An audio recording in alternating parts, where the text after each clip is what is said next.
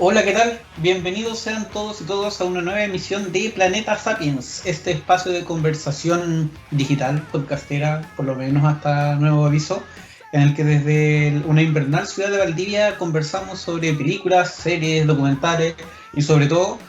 sobre las cosas que nos dejan esas películas y esos productos de la cultura pop.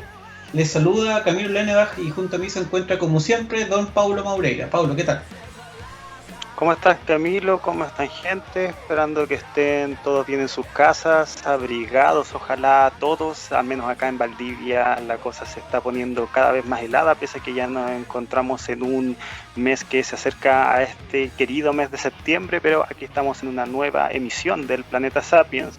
Como siempre, recomendarle y decirle a las personas que están para escucharnos en lo que es nuestra plataforma de YouTube, Planeta Sapien Podcast. Ahí estamos subiendo todo lo que son los capítulos, los videos de recomendación.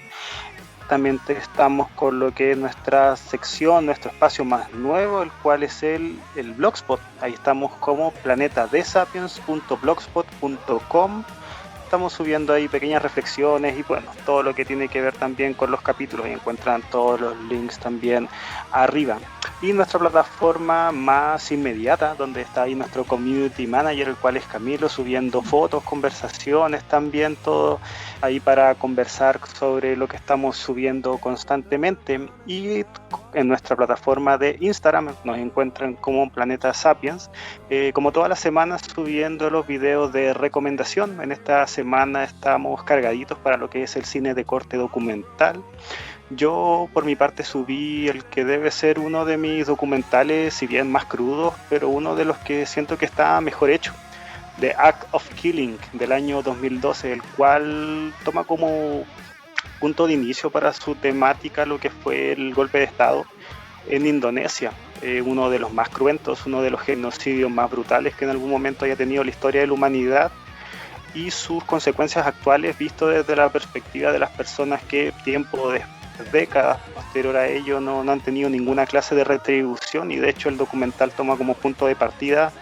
el acontecer que ellos están grabando una película donde cuentan todos los hechos deleznables que ocurrieron durante aquellos años. Es un documental el cual yo considero bien fuerte realmente por la temática y por este halo de impunidad que siento que lo sobrevuela, pero es un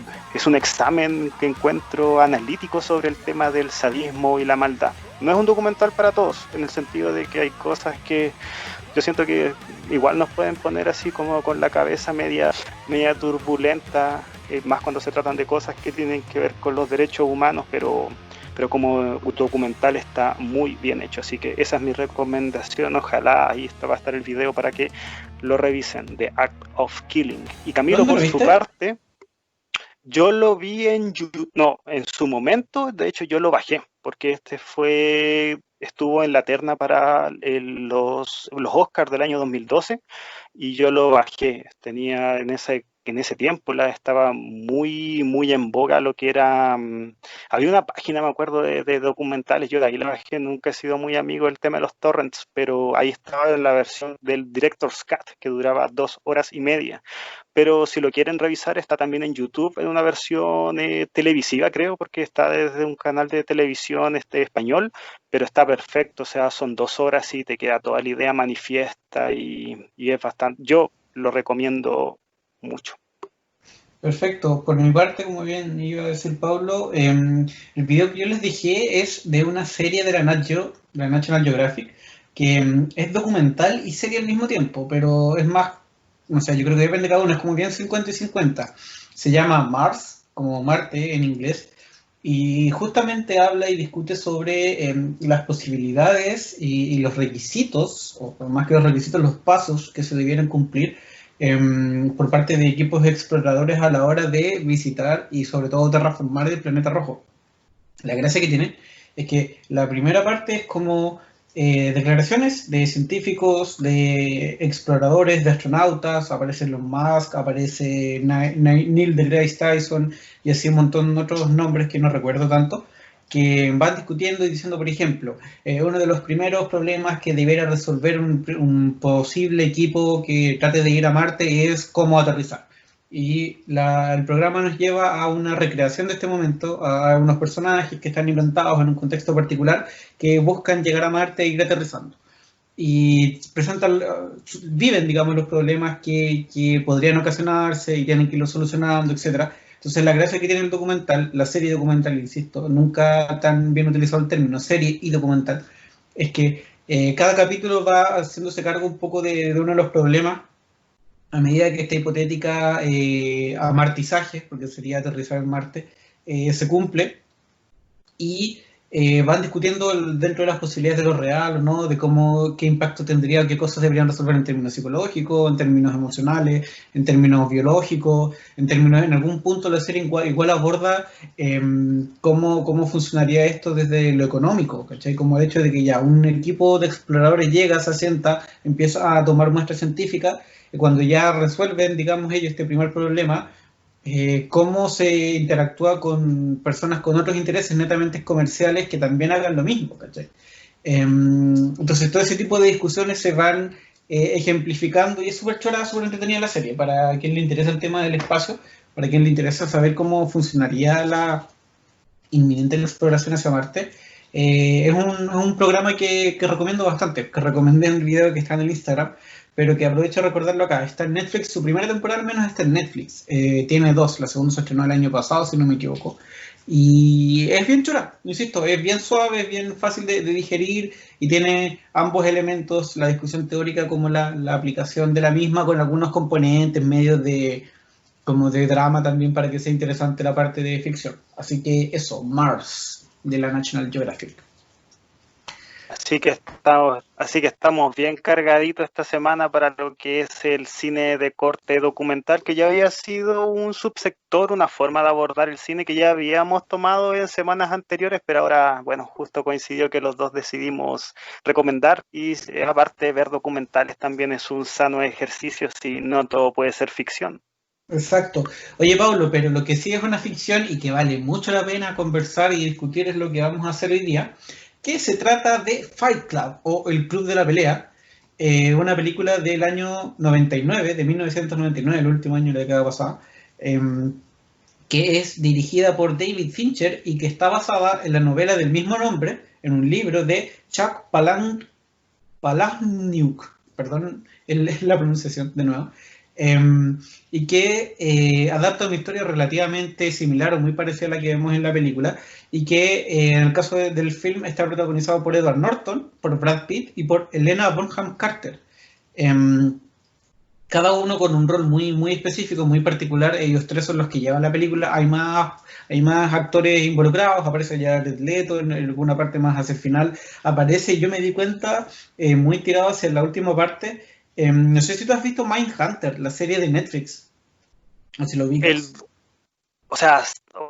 me pillaste ahí, o sea, sé que está hecha, escrita o dirigida, creo, por David Fincher, pero no El lo he mismo. visto y Ya. me han recomendado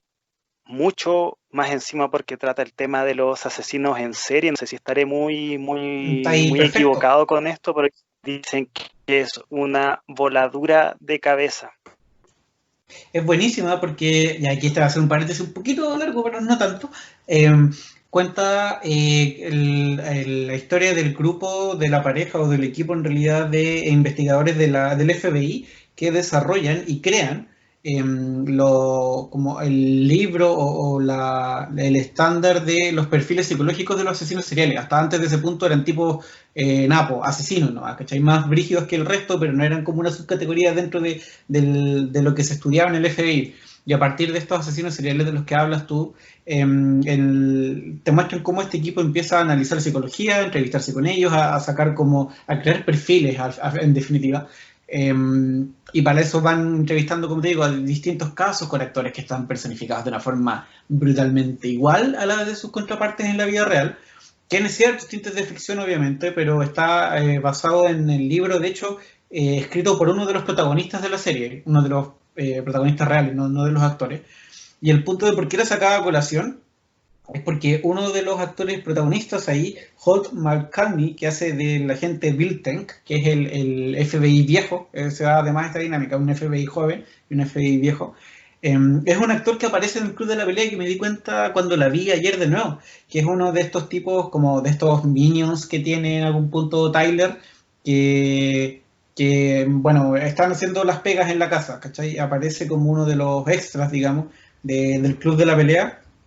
y que acá, como decirles que la serie es de, no sé, 20 años después, y acá y ya está harto más viejito en la serie, pero no por eso menos interesante como actor. Pero eso, un paréntesis que sacaba a colección porque justamente reconocía a este actor viendo la película para esto. Pero volviendo a Fight Club, está protagonizábamos, como decíamos, por Edward Norton, con un personaje que no sé si tú te diste cuenta, porque tú la veías por primera vez, que no tiene nombre, que socialmente y culturalmente es llamado como el narrador. Brad Pitt, que da vida a Tyler, Tyler Durden, y Helena Bonham Carter, que algunos la pueden recordar también por su participación en la saga de Harry Potter,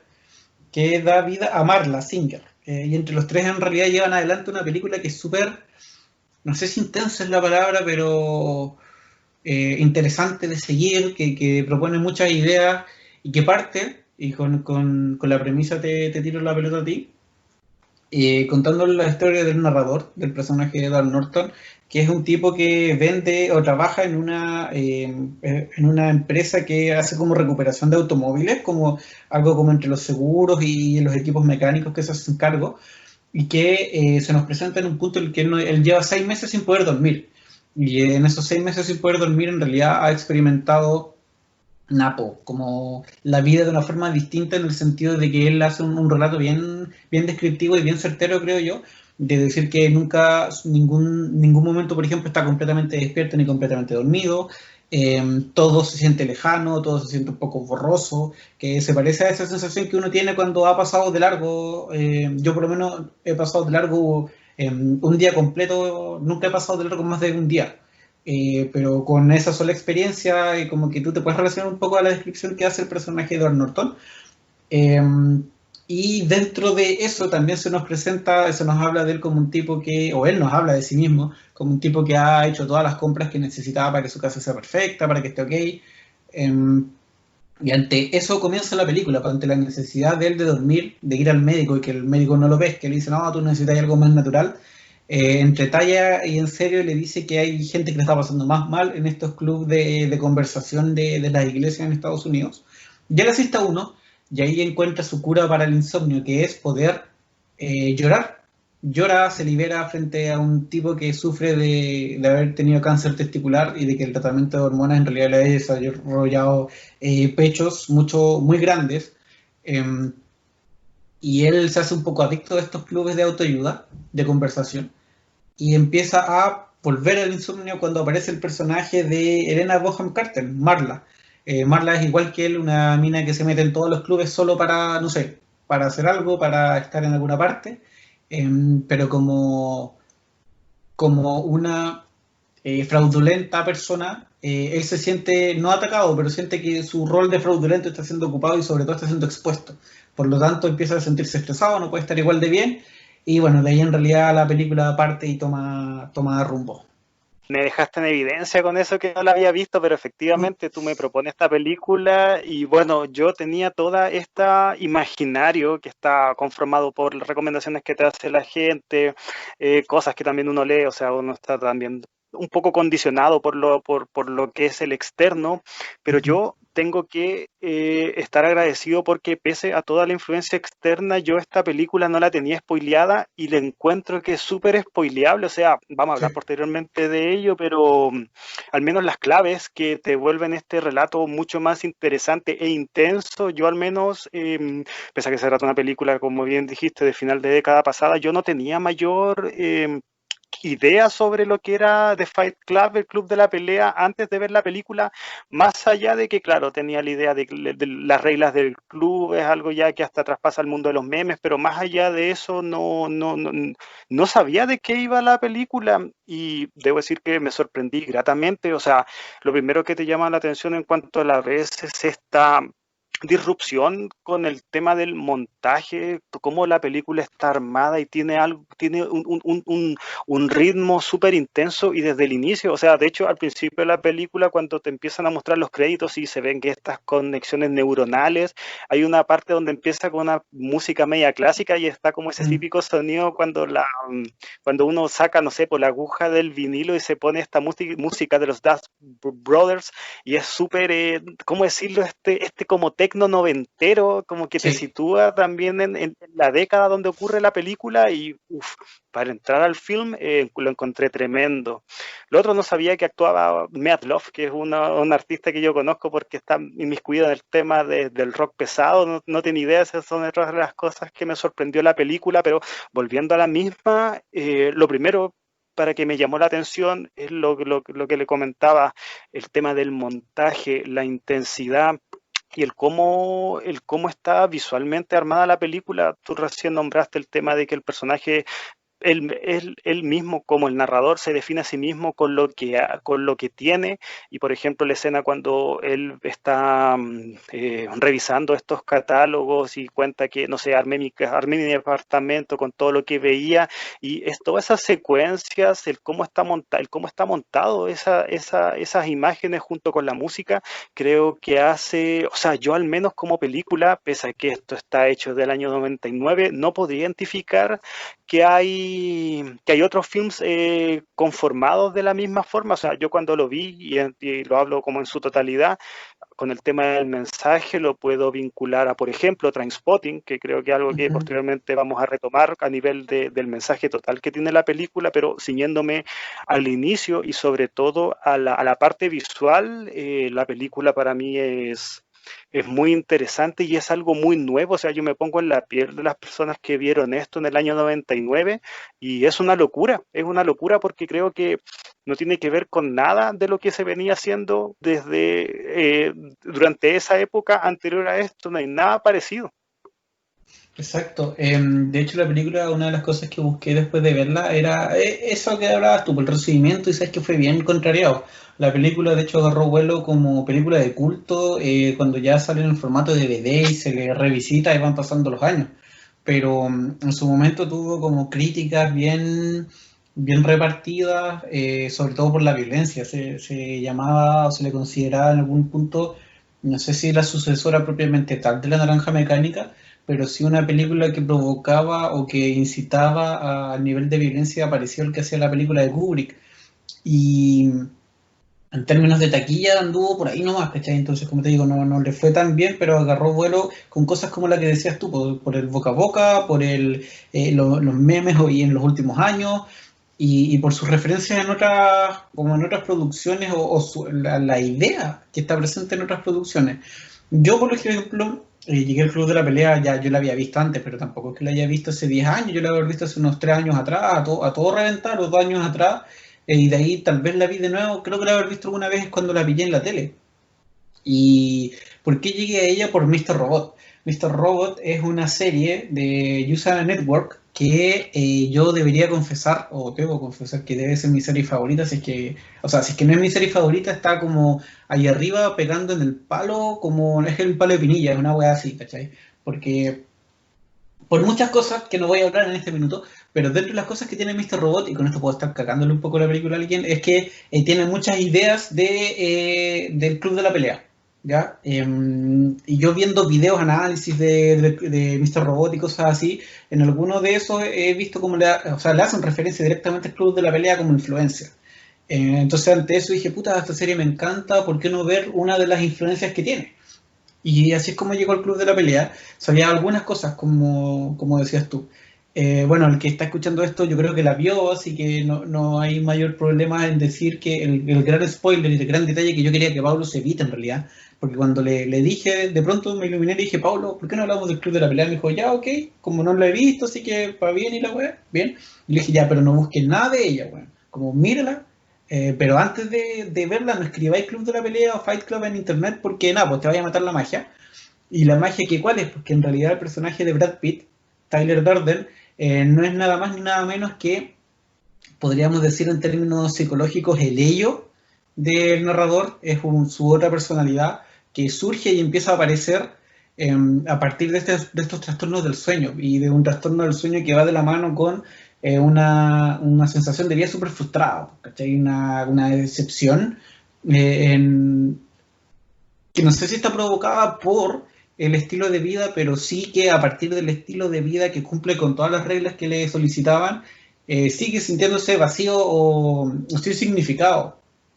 Y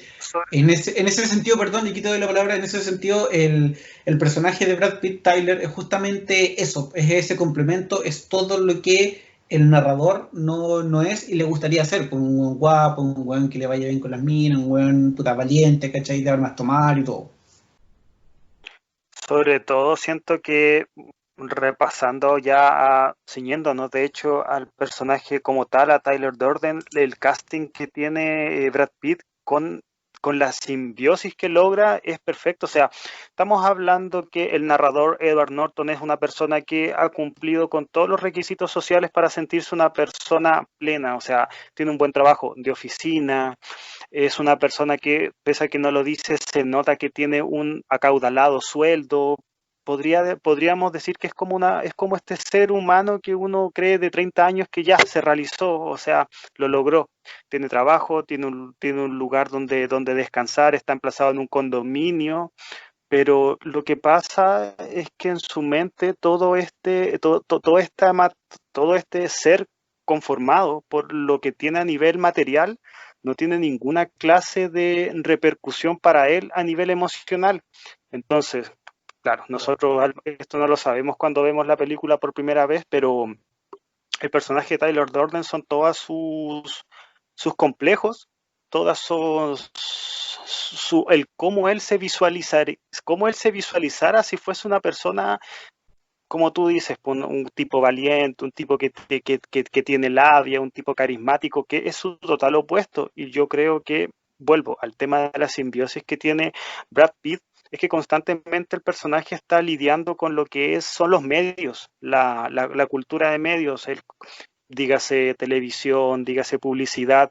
Entonces, Toda la claro, una publicidad. persona que, exactamente, entonces una persona que está constantemente lidiando con esto, evidentemente va a encauzar a su personalidad, que no es él, a una persona que en los 90 era el modelo para seguir. Yo creo que, claro, a nivel de varones, todo el mundo aspiraba a ser una especie de Brad Pitt. Entonces, en ese sentido, siento que el casting de la película es perfecto porque ese nivel creo que también funciona a nivel meta, porque no es solamente el hecho de que Brad Pitt sea, no sé, pues este tipo guapo, este tipo, no sé, pues con un físico envidiable, bla, bla, bla, sino que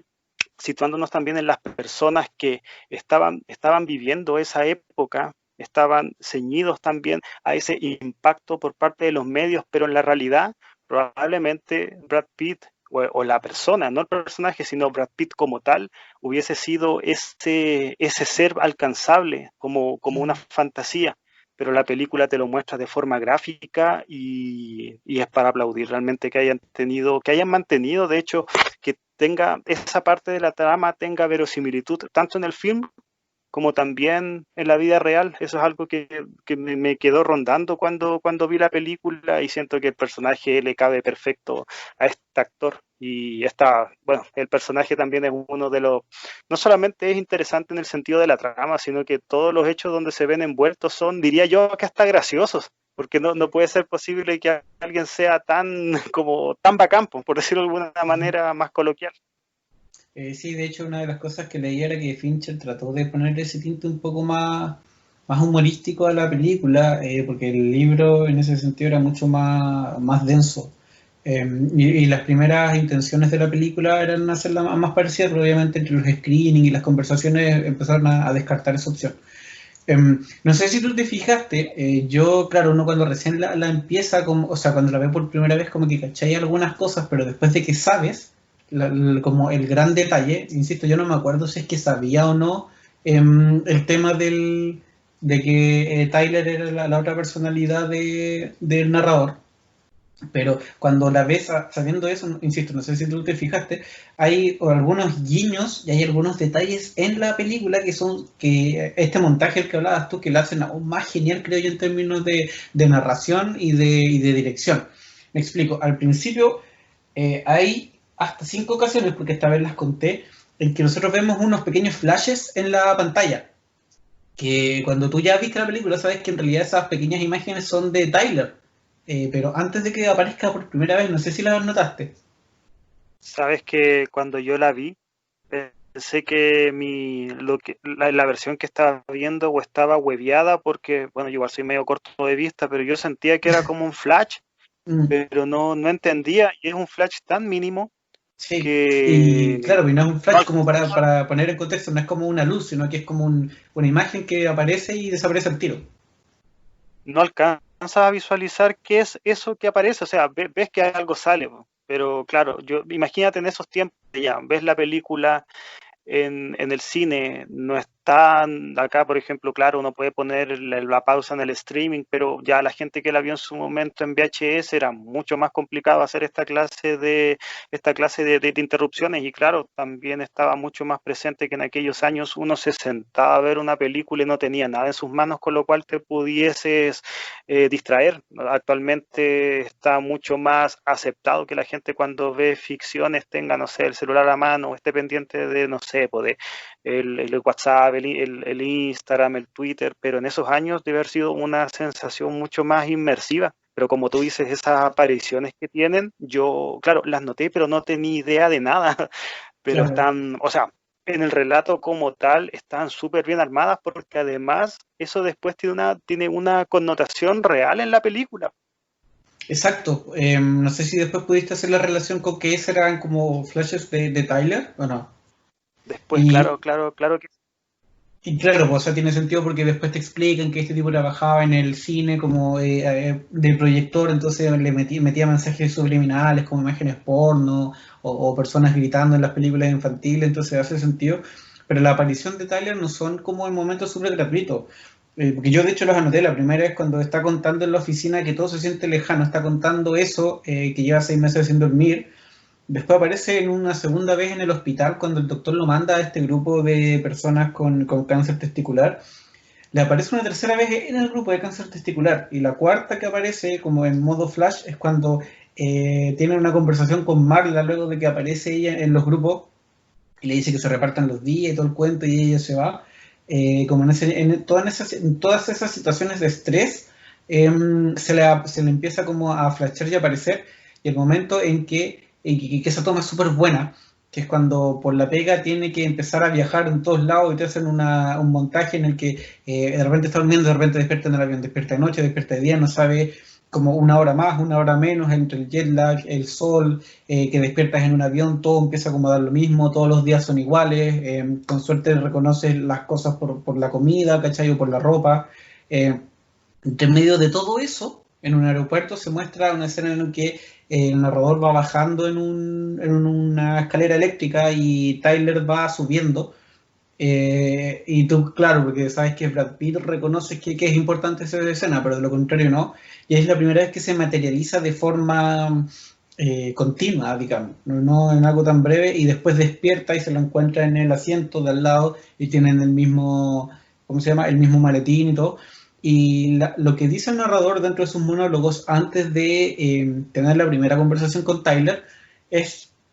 algo como, y si viajas a distintos lugares y con distintos usos horarios y despiertas de pronto en otro lugar con otra hora, ¿despiertas siendo otra persona? Si es que no estás con todo eso que te construye socialmente tu apartamento, las cosas que compraste, tus pegas, tus contactos, tus círculos y todo. Si es que despiertas en otro lugar, en otro horario,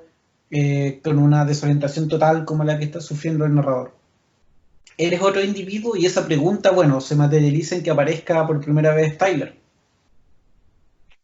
todo el tema del insomnio, pese a que yo siento que la totalidad del relato funciona como alegoría para la alienación que tienen las personas en relación a todo lo que es su vida personal con lo que es el trabajo, que finalmente es la razón por la cual las personas, no solamente el personaje, están consumidos en sí mismos y valga la redundancia, en el consumismo que a la que te lleva la sociedad,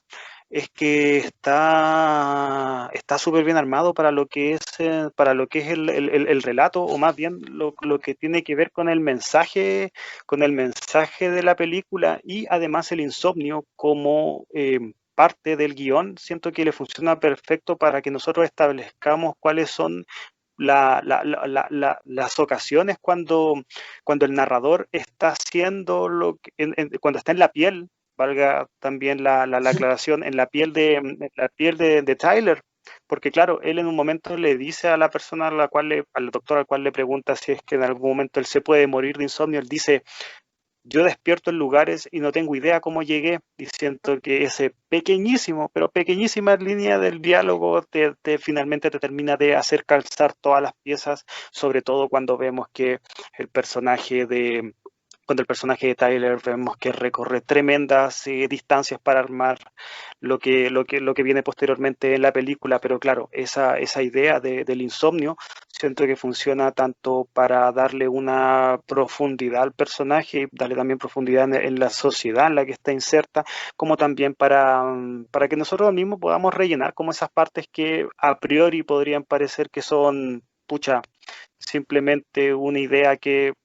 le pareció atractiva al guionista, al director, pero que ya en la totalidad de la película vemos que tiene mucha verosimilitud y que además a nosotros como espectador nos ayuda para armar el relato y que este sea más unificado. Tú, Pablo, consulta, ¿en qué minuto te diste cuenta que Tyler era el alter ego del narrador o empezaste a sospecharlo? No, no, o Hasta que lo sea, dicen. no. Hasta que él está cuando él va a buscarlo, cuando él Sí, desaparece y le dice: pero si tú estuviste la semana pasada, el jueves pasado, sí. estuviste acá. Yo ahí no, como que no, o sea, no, para nada, no, nunca lo imaginé. Y lo comenté después con mi novia, de hecho, que le comenté que íbamos a hablar sobre la película. Siento ¿Y que ella lo había esa escena visto? cuando, sí, pues, Ya. tampoco me quise spoilear, pero y cuando lo que lo comentábamos es que esa escena cuando él, no es que se dé cuenta, pero se lo dice, en esa escena está súper bien armada, pero después Mm. cuando él ya sabe que Tyler es él y después conversa con la aparición de Tyler ya rapado y todo,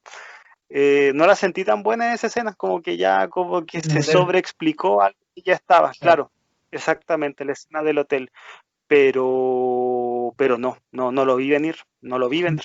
Yo creo que, mira, si te soy súper sincero, no me acuerdo cómo te decía en detalles específicos, si es que sabía eso, pero sí algo calculaba como con la personalidad. Y recuerdo que el momento que me hizo como clic en la cabeza,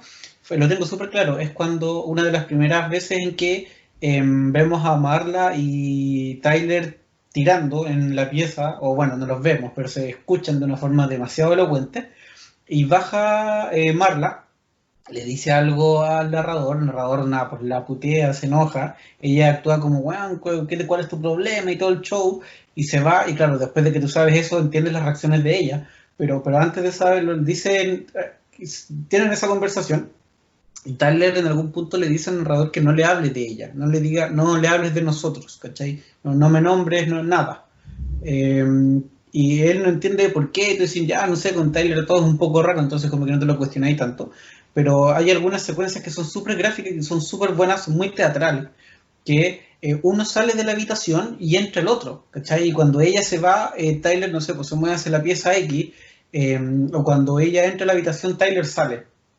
Entonces, en alguna de esas secuencias a mí como que me hizo clic en la cabeza porque tenía esta como idea que te digo media sugerida. Y fue como, oh, son el mismo weón, pues porque no están en ningún momento, si tú te fijas, en ningún momento están los tres en la misma habitación. ¿Cachai? Porque es imposible que estén los tres en la misma habitación. Entonces siento que eso es una genialidad cuando tú la ves en retrospectiva la película, cuando ya la viste y te fijas en esos detalles, los encuentro geniales. Con esos ojos, por ejemplo, la primera vez que ellos tiran, que ellos se encuentran, eh, después de que Marla lo llama porque le dice que se tomó unas pastillas, ¿cachai? Porque se iba a matar y todo el cuento, el narrador te muestra una secuencia como animada, o sea, no animada, pero creada digitalmente, se nota como media onírica de un sueño de ellos dos teniendo relaciones, que coincide con que es la primera mañana en la que ellos estuvieron juntos, o la primera noche en que ellos estuvieron juntos. Entonces, claro, obviamente ese primer encuentro él lo sueña porque lo recuerda de alguna manera porque pasó. Eh, Cuando está con su jefe, en el momento en que no renuncia de la pega, pero cuando ya está chato todo y le dice, mira, págame por hacer consultorías externas, no vengo a la pega y hago la cuestión aparte, y se empieza a pegar, para conseguir que el otro haga lo que él le pide. Él dice, por alguna razón me recordó mi primera pelea con Tyler. Claramente, porque se golpeó a sí mismo también esa vez. Y así un par de situaciones más que, bueno, que terminan en la parte final cuando este chef, como decías tú, o este barman creo que era, le dice, no, pues si tú viniste la semana pasada, bla, bla, bla, bla, y de ahí todo toma sentido. Pero hasta antes de ese punto es rico ver esos pequeños detalles que están ahí y que te demuestran esto de la película, que te demuestran que efectivamente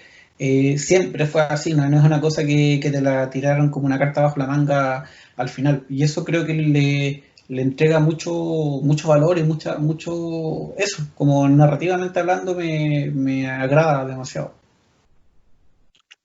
Sí,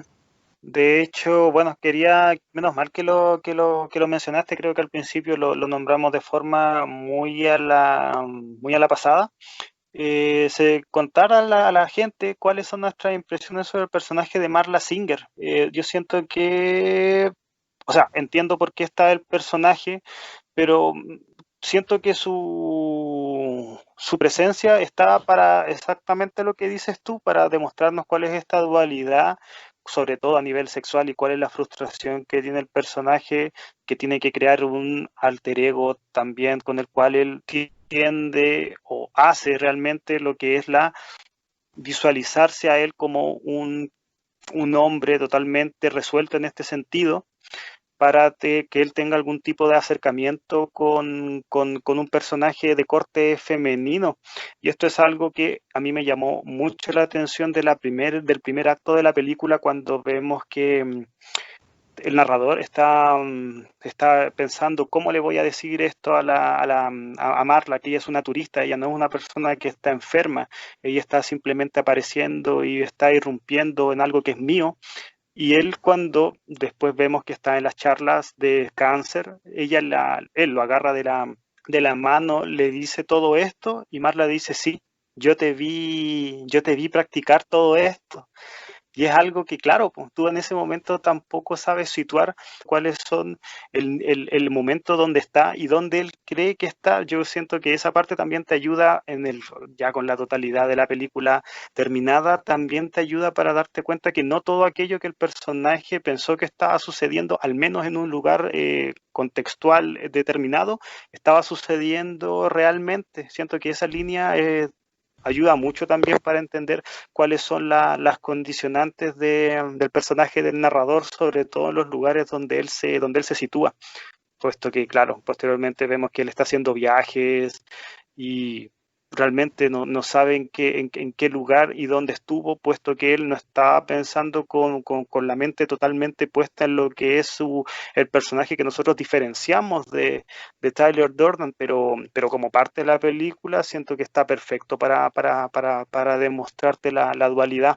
Y volviendo al personaje de Helena Bonham Carter, siento que, claro, o sea, es totalmente funcional a esa parte de la trama y entiendo por qué está ahí, pero como que, claro, la siento solamente en esa dimensión, ni siquiera siento que el romance esté tan bien construido, porque tampoco la película quiere centrarse en eso. Creo que exactamente, sí, pues, sí siento que el personaje está ahí para demostrarte cuáles son las dos dimensiones del narrador. Su personalidad más retraída, más también enferma, por decirlo de alguna manera, y el punto al cual él desearía llegar, que es este personaje totalmente decidido y carismático que es Tyler Durden. Es particular lo que dices tú porque si hay algo que tiene muy incipiente, y no, o sea, no incipiente, de hecho algo muy marcado y muy constante en la película es el tema de la masculinidad, abordada desde distintas perspectivas, desde distintas maneras, pero tú dices, claro, el personaje de Marla es como bien funcional, pero la película como comienza, que recordemos que comienza con el narrador amarrado a esta silla frente a Tyler, comienza diciendo que todo partió un poco no como por una mujer, pero como dando a entender, no recuerdo la frase específica, pero se refería a que tenía que ver con el haber conocido a una mujer y como un triángulo amoroso. Y junto a eso, después las referencias son constantes, o sea, partiendo del hecho de que hablan de gente con cáncer testicular, ya, son el tema de cortarle las bolas a la gente, no, en algún punto deja de ser como una expresión exagerada, sino que es literal muchas veces. Se lo van a hacer a este empresario que están en un banquete donde les dicen que si no cancelan, no sé si no dejan de perseguir a los tipos que están haciendo los atentados, les van a cortar las bolas. Cuando el narrador decide confesar y va a la policía y descubre que los policías que estaban ahí, Tyler ya había hablado con ellos y le dijeron que si es que él se entregaba o delataba algo, le tenían que cortar las bolas. Eh, son como muy constantes en esa demarcación. En algún punto están conversando en latina, en la bañera, y Tyler le dice al narrador que, no sé, pues puta, fui criado por una mujer, ¿cachai? Somos una sociedad de personas criadas por otra mujer. Me pregunto si lo que necesitamos es otra mujer más en nuestras vidas. Eh, en algún punto hablan también de cómo la sociedad los ha castrado en términos del consumismo, sus características más socialmente asociadas como a lo varonil, ¿caché? Como este tema del cazador-recolector y todo el cuento está un poco cortado por el consumismo y por las banalidades. Entonces, hay algo que la película tiene con ese tema, que desconozco qué tan presente estará dando en el libro, pero tiendo a pensar que la presencia de Marla en ese sentido es uno más de los elementos que apuntan a eso. Porque como dices tú, tampoco es que en la relación profundicen mucho, ¿cachai? Porque, bueno, vemos la película desde la perspectiva del narrador, entonces para él la relación casi no existe. Em, pero por alguna razón la película tiene esa orientación muy masculina, ¿cachai? En el mayor esplendor del prejuicio de lo masculino, eh, y el hecho, bueno, del club, de que sea de peleas y todo como muy masculino, sin polera, qué sé yo, eh, es muy es muy redundante en esa idea.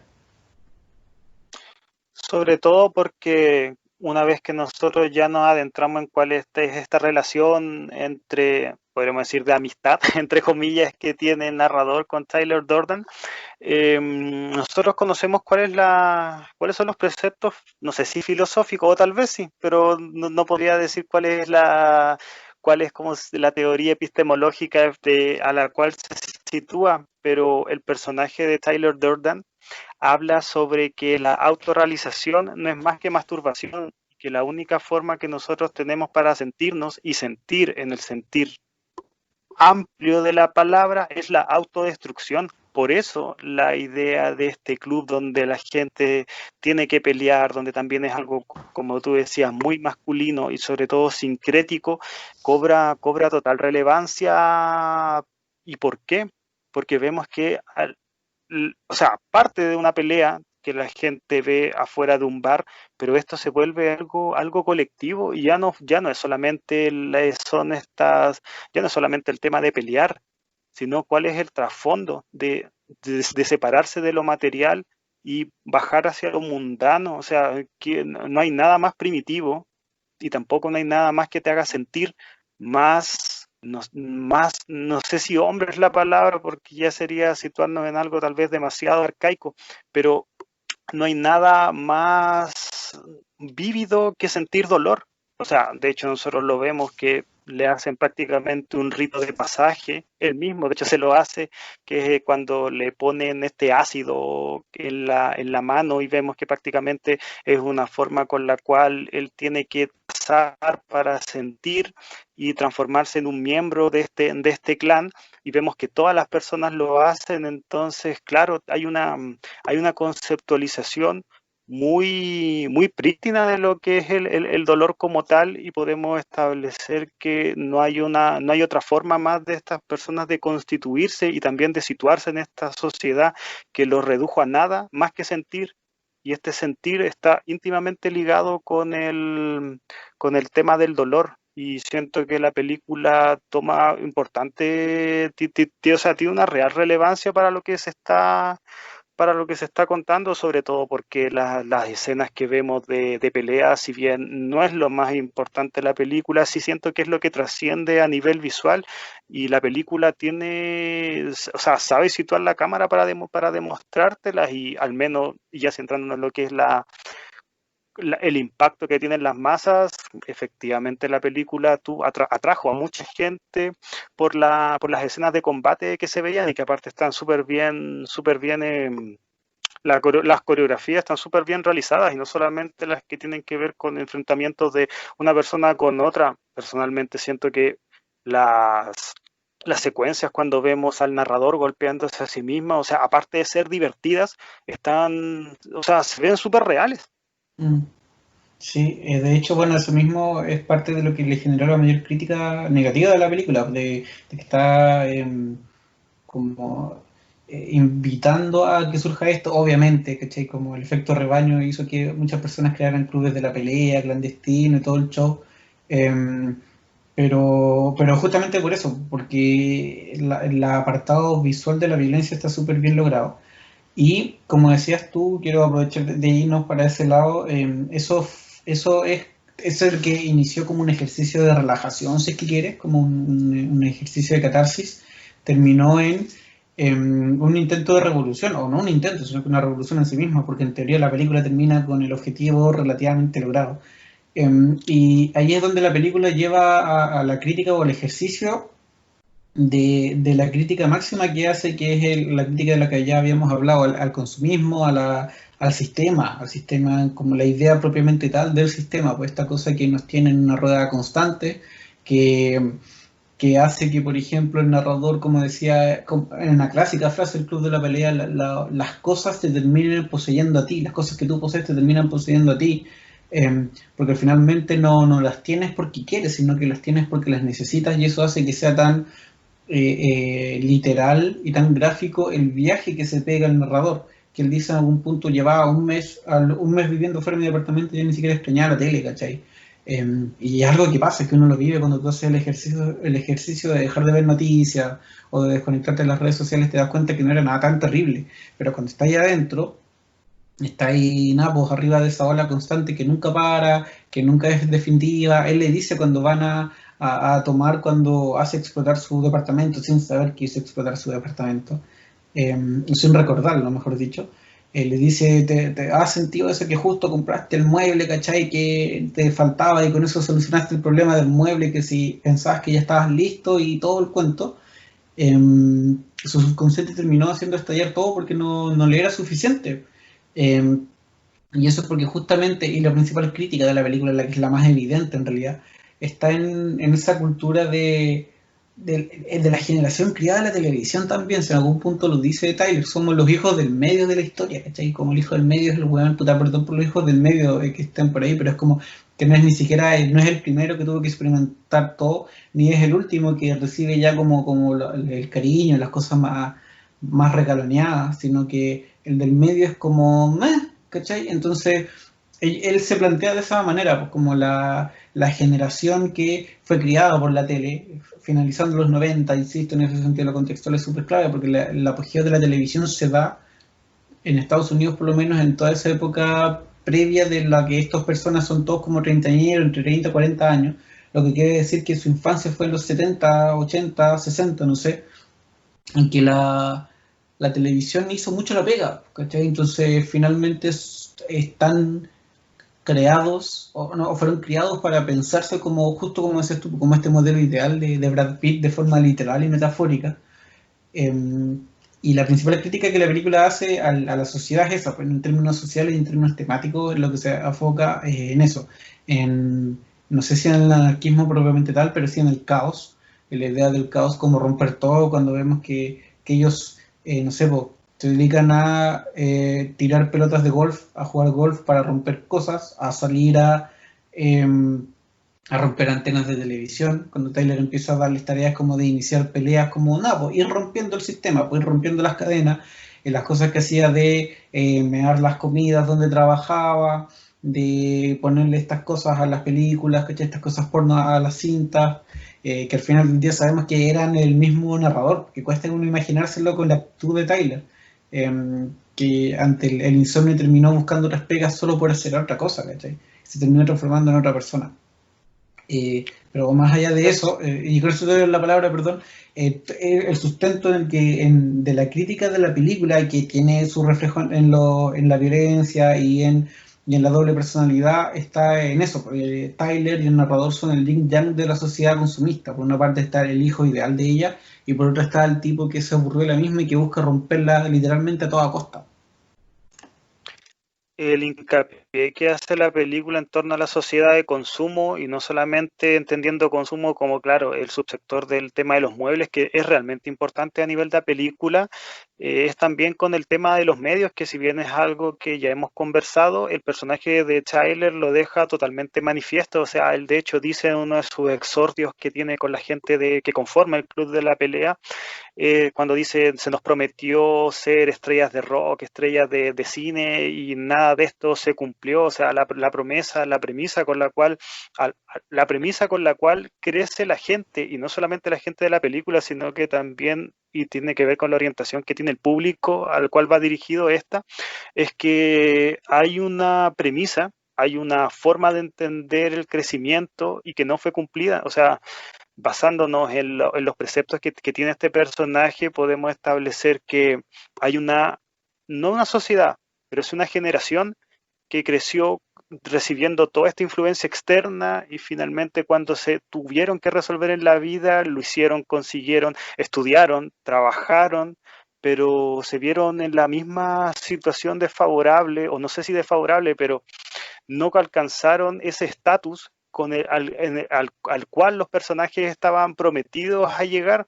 Y eso siento que, claro, volvemos al tema de que funciona tanto en la película, con las personas que se ven que participan en el Club de la Comedia, así De la como pelea. en las personas, exactamente, en las personas que están siendo los espectadores de la película. Entonces, pucha, que una película conecte y que esté, o sea, y que más encima cuente eso a nivel de ficción, pero que tenga un contrapunto también en la realidad, siento que habla de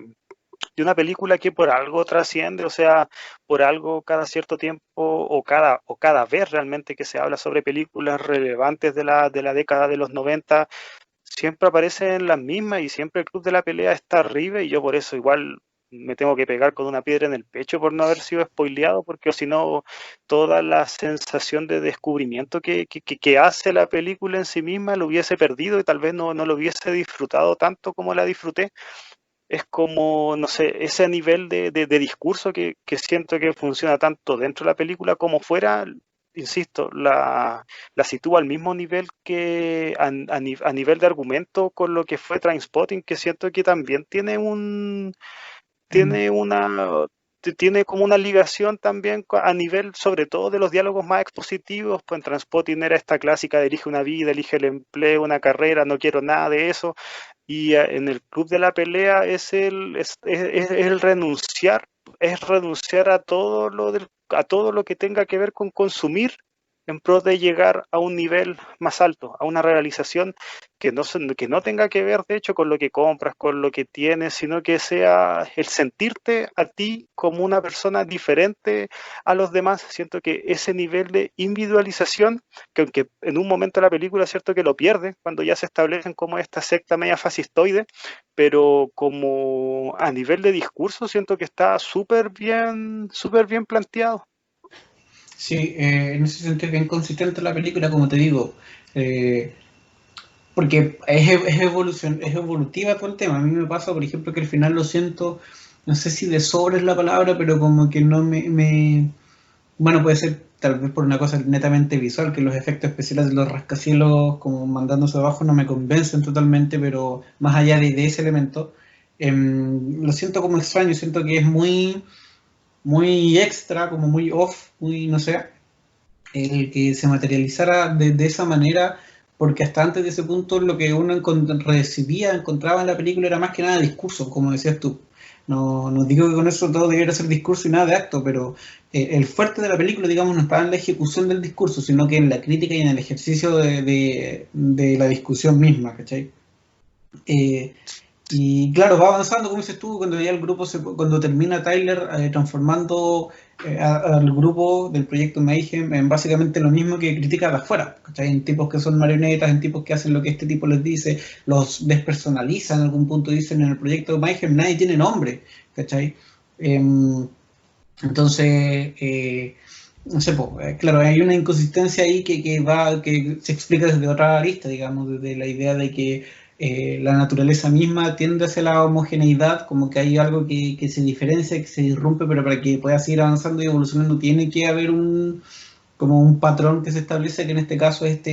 esta etapa media fascista que decías tú del grupo, pero sí, como que se agarra mucho vuelo en algún punto la película. Y no sé si es que ahí se cae, no sé si es que eso es algo malo, pero eso es algo que a mí por lo menos como que no me termina de cuajar, que no me quita para nada todo el trayecto anterior, pero como que el último punto, el clímax, literalmente la parte que estaba en la cima del edificio,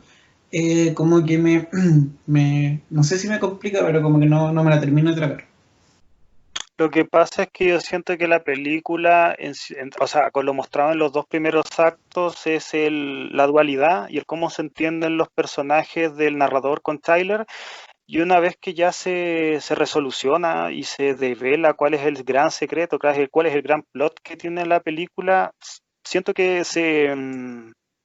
resuelve a sí misma, independiente que está todo bien contado el tema del club de la pelea y cuáles van a ser sus derroteros. O sea, el plan está súper bien argumentado, tanto visualmente como a nivel de argumento y de guión, pero no es lo más importante. No es lo más relevante en ese sentido, y habla bien de la película, que es más importante a nivel de discurso lo que plantean los personajes más que la ejecución en sí misma.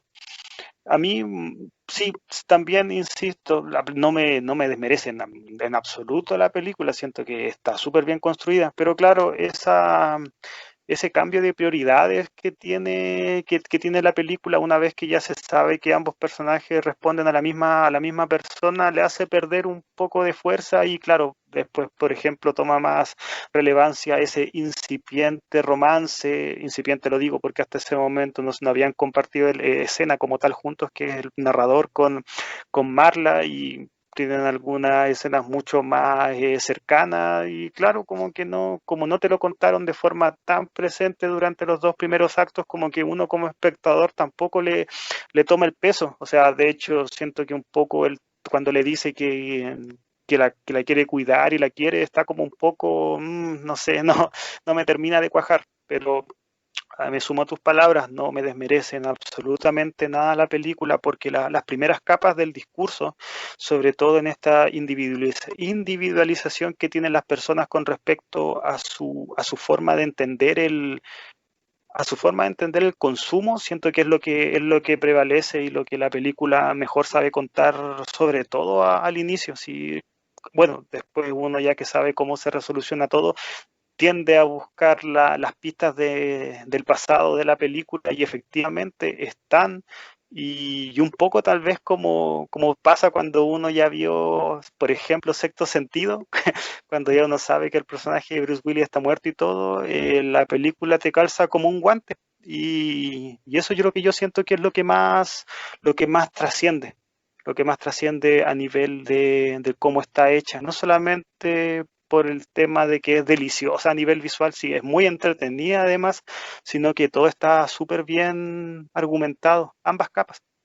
Sí, yo creo que eso último que decías habla también bien de la película y de quienes crean la historia, porque claro, los actores la ejecutan un poco, pero los que la arman, habla súper bien de ellos el hecho de que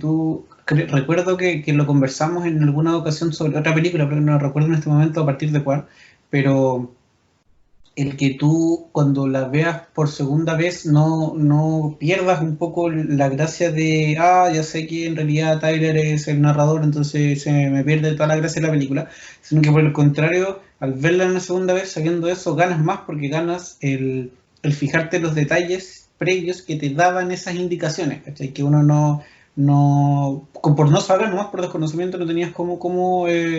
valorarlos por sí mismo, pero gana en ese sentido los otros visionados. Y por otra parte, lo que me gusta mucho del Club de la Pelea, lo que me gustó bastante y lo que hacía que tuviera ganas de verla de nuevo, de hecho, así como casi por ganas le dije a Pablo que lo conversamos porque tenía ganas de verla de nuevo hace tiempo.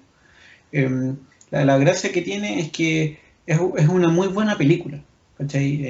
En términos generales de la expresión. No es una película indie, ¿cachai? Súper conceptual ni nada, pero tiene una identidad súper marcada, está súper definida en términos, como decía Pablo, visuales, en términos narrativos, en términos de relato, de contenido. discurso. Es súper coherente todos esos elementos y esos elementos además podrían ser coherentes, pero podrían no ser atractivos narrativamente hablando, pero yo creo que sí lo es. Creo que avanza, bueno, para gustos colores, pero me parece que sí es lo suficientemente dinámica y atrapante para plantearte ideas, para plantearte discusiones sin tampoco caer en los clichés de ellas. Porque más allá de que la película se haya estrenado en 99 y para ese momento las ideas sobre el consumo, sobre la sociedad de la publicidad y de la imagen hayan sido relativamente nuevas, hoy en día, 20 años después, no se sienten tampoco externas para nada. Era como lo que conversábamos sobre The Truman Show, que lo que planteó en su momento en la cinta no se siente fuera de contexto hoy en día. Y con el Club de la Pelea es similar. O sea, como te digo, han pasado 21 años y las cosas no han cambiado. Recién estamos volviendo a pensar en la supervivencia, a propósito de lo que dice Tyler,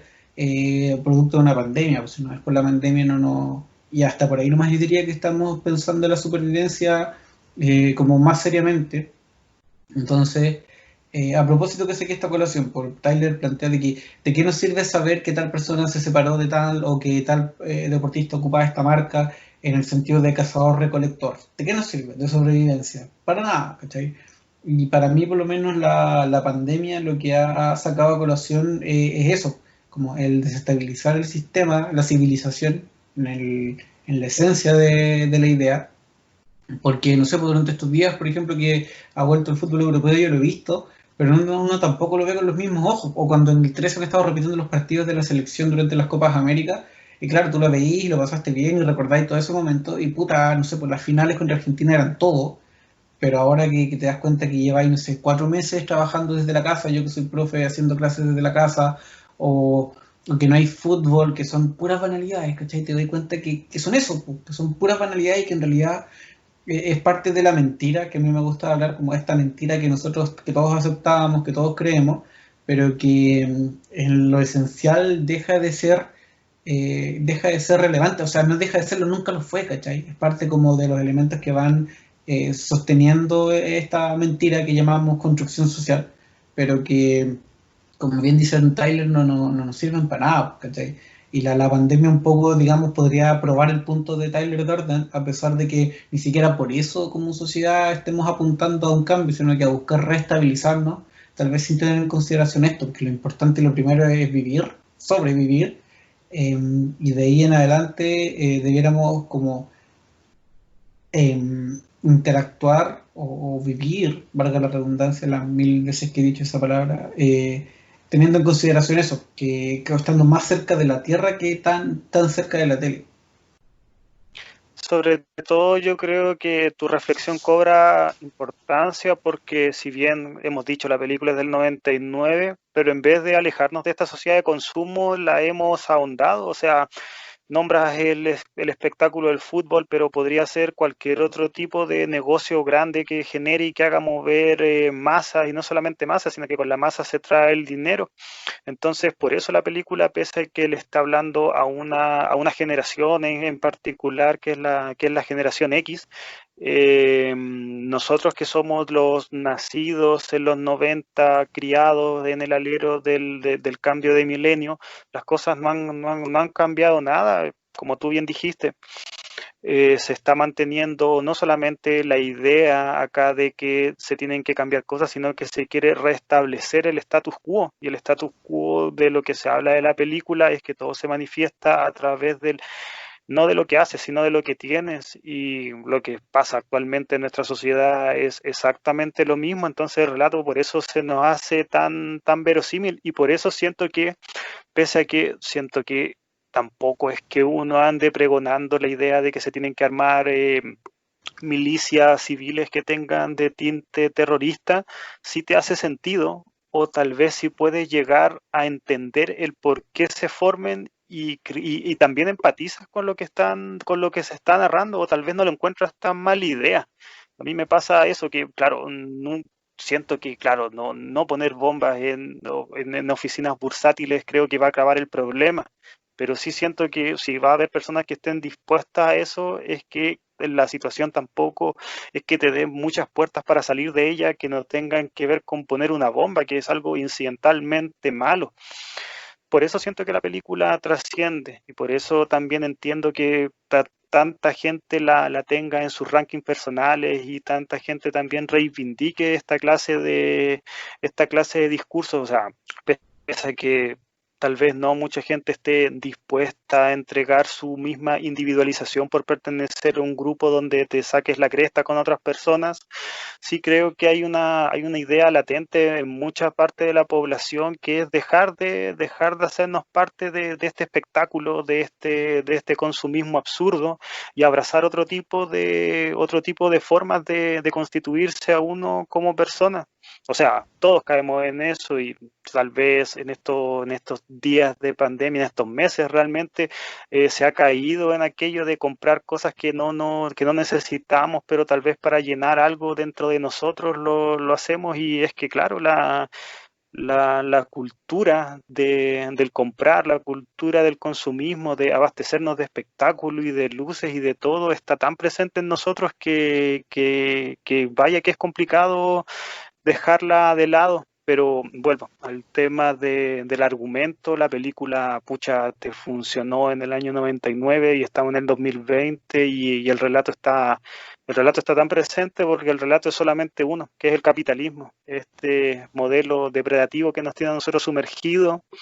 y que por más que nosotros, claro, no somos personas que, tal vez no somos la persona que más lo suframos, o sea, somos profesionales, personas que trabajan, pero hay otras personas que realmente totalmente atacadas por este sistema donde si no tienes, lamentablemente lo pasas mal y constantemente estás bombardeado por información que te pide consumir, que te pide transformarte en aquello que tal vez por razones X no puedes. Y la película te lo cuenta y como relato no fundacional de ninguna manera, porque esta tal vez la idea de la película está mencionada en otra clase de ficciones, pero que sí te lo cuenten con un montaje ágil, con una historia entretenida, pucha, en ese sentido siento que te transforma esta fábula tal vez sobre el consumismo en algo súper palpable y yo agradezco mucho que hayan productos como estos que están con la intencionalidad también de vender bajo un mismo sistema capitalista, pero que sí haga una reflexión en torno al mismo. Así es. Y a partir de eso mismo que hemos conversado, yo creo que como para ir cerrando, por mi parte diría o sea, no puedo decir mucho más de lo que ya he dicho. Creo que El Club de la Pelea es una película súper interesante, súper rica de ver, súper placentera de ver en el sentido de que, como decíamos, es dinámica, tiene sustancia, tiene propuestas, tiene plot twists si es que quieres, tiene muchos elementos de los cuales agarrarse y que a su vez hacen un todo, que no siempre están en la película. Hay películas que tienen como distintas islas, como partes que uno puede rescatar, pero que no alcanzan a juntarse a hacer un continente, pues es solo un archipiélago. En cambio, el Club de la Pelea no, pues tiene todos esos elementos que la componen y que la hacen ¿cómo se llama? Una historia súper rica de ver y de seguir. Lo único que a mí yo lamento un poco es no tener como esa otra parte de la revolución, como las consecuencias y lo que viene, pero claramente eso no tiene por qué ser así tampoco, y lo saco a corazón en medio a propósito igual, porque pensando en lo que decía al principio sobre Mr. Robot, como es una serie, tiene 4 temporadas, de 10 capítulos cada temporada, eso sí tiene en común con el Club de la Pelea, pues la idea de una revolución real, ¿cachai? Como de derribar a los sistemas económicos, pensando en que justamente en este gran relato que es el capitalismo, como decías tú, el soporte de ese relato es la economía.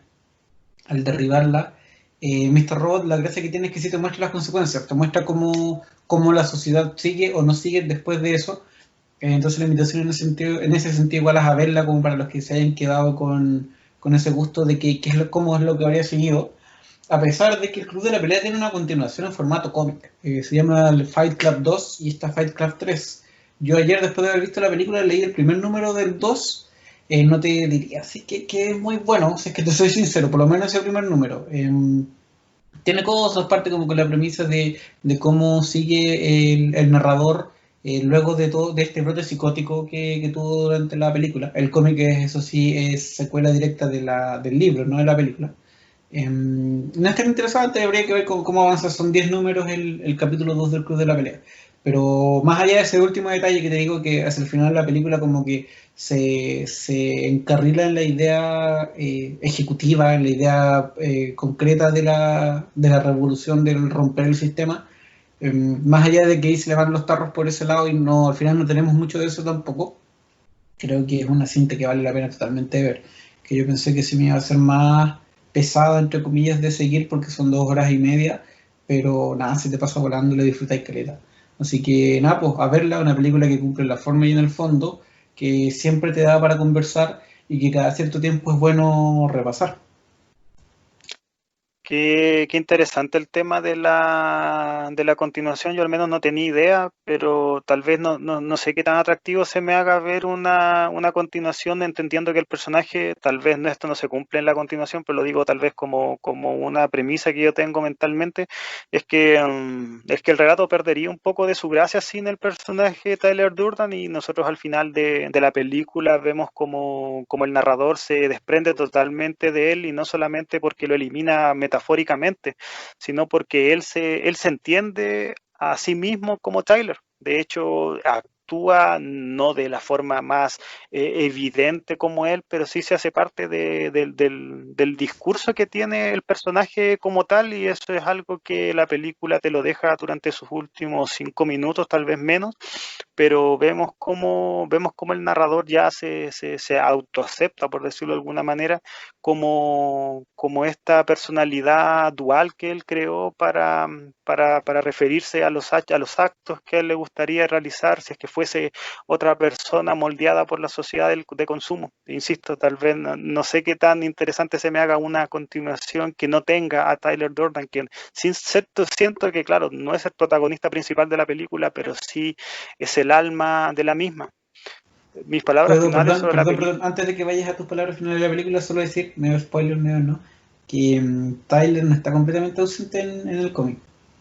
Ah, ya. Mira, ya. Entonces tal vez por ahí se vea. Insisto, no sé si es la gran Pero bueno, cosa, pero de que está, está. Eso, pero que hemos termina, leído por cosas favor. peores. Sí, Hemos leído totalmente. cosas peores. Bueno, mis palabras finales es la película me gustó mucho. Es un film que tiene varias capas. Siento que el más importante es el tema que tiene que ver con el ser humano y la sociedad que lo contiene y sobre todo que lo reprime, pero también está todo lo otro que también funciona súper bien, y con todo lo otro me refiero al cómo te cuentan la película, que te la hace súper dinámica, súper entretenida. El montaje es increíble, pero realmente increíble. O sea, la cantidad no de información, pero sí la cantidad de imágenes con las que te nutren la película, ahí rompen constantemente la cuarta pared, y no solamente porque el narrador esté contando un film, sino que te hablan directamente y te cuentan cosas, hay un diálogo también, y que entre los personajes, y eso te la vuelve muy entretenida, y eso tal vez ahora está mucho más visto. Hemos visto bueno, películas muy conocidas, a las cuales le ha ido muy bien, que ocupan la destrucción de la cuarta pared para referirse a los acontecimientos, pero esta película, si bien no creo que sea de ninguna manera la pionera, sí lo ocupa como un recurso que te la hace, si ya era entretenida, bueno, con esa forma de contártela, te la vuelve algo mucho más interesante.